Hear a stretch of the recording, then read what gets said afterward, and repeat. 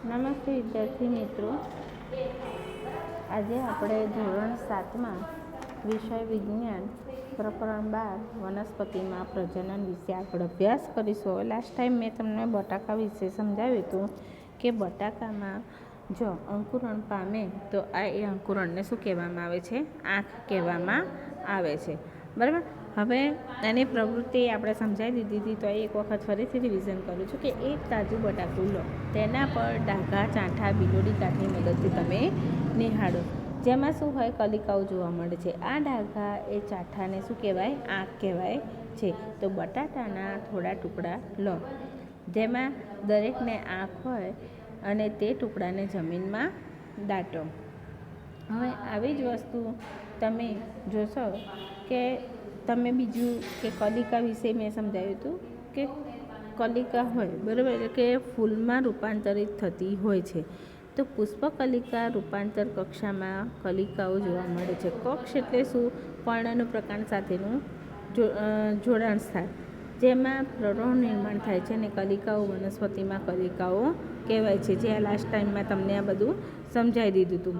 હવે આગળ કે તમે જે બટાકા જોયા, બરાબર, એ આપણે એની જે આંખો નીકળી એવી ને એવી વસ્તુ શેમાં છે કે મૂળને બહાર આવતા એ પર્ણમાં એ કેટલા દિવસ લાગતા હોય છે? 15થી 20 દિવસ એમાં લાગતા હોય છે અને એ મૂળ બહાર આવી જતા હોય છે. બરાબર. હવે એ જ વસ્તુ આપણે આદુમાં ને એમાં જોઈએ.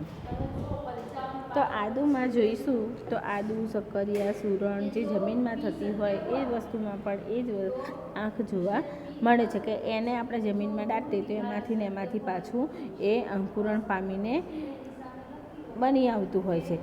તો પાનકુટી એટલે કે પર્ણ અંકુરિત વનસ્પતિ એ શું છે? તો એ પર્ણ કિનારી પર કલિકાઓ ધરાવે છે. જો આ પર્ણ ભીની જમીન પર પડે તો દરેક કલિકાઓ એ નવા છોડનું નિર્માણ કરતું હોય છે.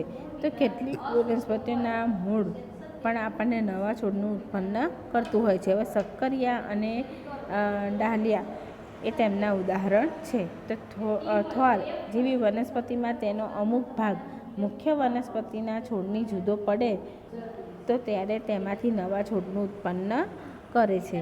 તો દરેક છૂટો પડેલો ભાગ એ નવા છોડનું સર્જન કરતું હોય છે. તો બુજોએ જણાવ્યું કે વનસ્પતિમાં પ્રજનનના ફાયદા શું? તો અહીંયા એમ કે વનસ્પતિ પ્રજનન દ્વારા ઉગતી એ વનસ્પતિ ઉગવા માટે ખૂબ જ ઓછો સમય લે છે. જે બીજમાંથી ઉગતી વનસ્પતિ કરતાં તેમાં ફૂલો અને ફળો ખૂબ જ ઝડપથી આવતા હોય છે. તો તેઓ એક જ પિતૃ છોડમાંથી ઉત્પન્ન થતા હોવાથી તેનો નવો છોડ અદલ એટલે પૃથ્વી જેવો જ હોય છે.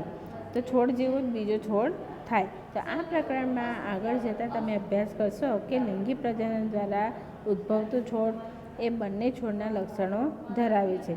તો વનસ્પતિમાં લિંગી પ્રજનન દ્વારા બીજ ઉત્પન્ન કરતું હોય છે. બરાબર. તો કલિકાઓનું સર્જન કેવી રીતે થાય? તો તમે અગાઉ અભ્યાસ કરી ગયા છો કે યીસ્ટ જેવા નાના સજીવો માત્ર સૂક્ષ્મદર્શક યંત્ર દ્વારા જ જોઈ શકાય છે. તો તેઓને જો પૂરતા પ્રમાણમાં પોષક તત્વો આપવામાં આવતા હોય તો તેમને વૃદ્ધિ થાય અને અમુક કલાકે બહુ ઘણી એ બની જતી હોય છે. એટલે કે વધારે બની એમની સંખ્યામાં શું થઈ જાય? વધારો થઈ જાય. તો યાદ રાખો, યીસ્ટ એ એક કોષી સજીવ છે. તો ચાલો જોઈએ તે કેવી રીતે પ્રજનન કરતું હોય છે. તો યીસ્ટ કેક કે યીસ્ટ પાવડર બેકરી કે મિષ્ટાનની દુકાને તમે જાઓ અને એક ચપટી તમે ત્યાંથી યીસ્ટ લઈ આવો અને તેને પાણીથી ભરેલા વાસણમાં મૂકો. તેમાં 1 ચમચી ખાંડ લો અને તેને હલાવીને દ્રાવ્ય પરોટે એને ઓગાળી દેવાનું અને તેને ઓરડાની હૂંફાળી જગ્યાએ મૂકો. તો શું થશે? 1 કલાક પછી કાચની સ્લાઇડ પર આ દ્રાવણનું એક ટીપું મૂકો અને સૂક્ષ્મદર્શકની મદદથી તેને નિહાળો. તો તમને શું જોવા મળશે? તો તેમને યીસ્ટના નવા સર્જાયેલા કોષો જોવા મળશે. જે આ આકૃતિમાં બતાવ્યા છે એ પ્રમાણે મળશે કે પહેલાં યીસ્ટ એક કોષી હતું, પછી એમાંથી જો ધીમે ધીમે એકમાંથી જ બીજું નવું સર્જન થાય છે. એ ત્રીજા નંબરની આકૃતિમાં દેખાય છે કે નવી કલિકા બીજામાં વિકસિત કલિકા બતાવે છે કે એટલે એનો વિકાસ થતો હોય છે, અને ત્રીજામાં શું થઈ જાય છે, એ નવી કલિકાનું સર્જન કરે છે. એમ કરતાં કરતાં એ શું થઈ જાય, આવી નવી કલિકાઓનું સર્જન કરીને સાંકળ બનાવતું હોય છે. બરાબર. તો ઈસ્ટના કોષમાંથી એક નાનું બલ્બ જેવું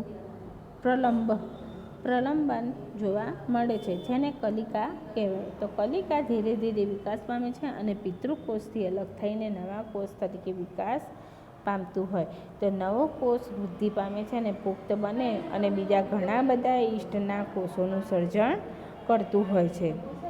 તો કેટલીક વાર બીજી કલિકાઓ મુખ્ય કલિકાઓમાંથી સર્જાઈને કલિકાની સાંકળ બનાવે છે, અને જો આ પ્રક્રિયાઓ ચાલુ રહે તો થોડાક જ સમયમાં વિશાળ સંખ્યામાં ઈસ્ટ કોષો જોવા મળતા હોય છે. હવે આનો નવો મુદ્દો અવખંડન એ હું નેક્સ્ટ પીરિયડમાં લઈશ.